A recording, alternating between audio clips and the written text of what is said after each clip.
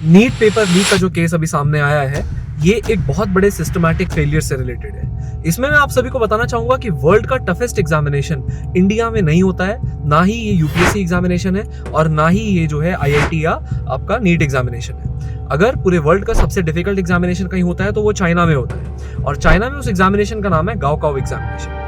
ये एग्जामिनेशन में 13 मिलियन के अराउंड जो है स्टूडेंट्स अपीयर होते हैं, and that is the screening test for their higher educational degrees. ठीक है, अगर हम देखें वहां पर तो हमें देखिए इंडिया का तो हमेशा से क्रेडेंशियल ये रहा है कि हमें कभी कोई शेम महसूस नहीं हुई है कहीं से भी इंस्पिरेशन लेने में।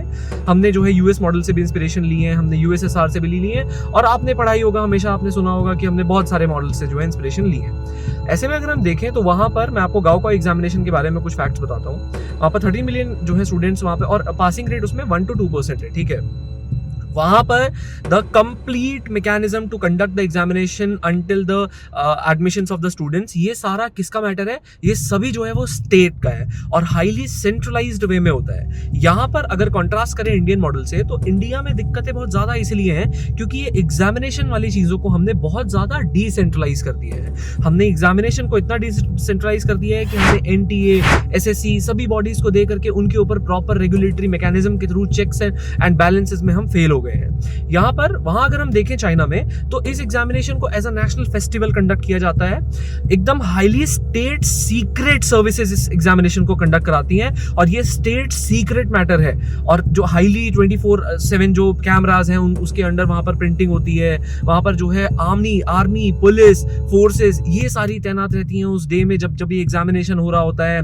बहुत सीक्रेट तरीके से इंटेलिजेंस के कंट्रोल में ला करके उस एग्जामिनेशन को उस पेपर को जो है सेंटर तक पहुंचाया जाता है। तो इंडिया के अंदर भी बहुत ज्यादा रिक्वायर्ड है कि हम अपने फ्यूचर के साथ डील कर रहे हैं अपने देश के।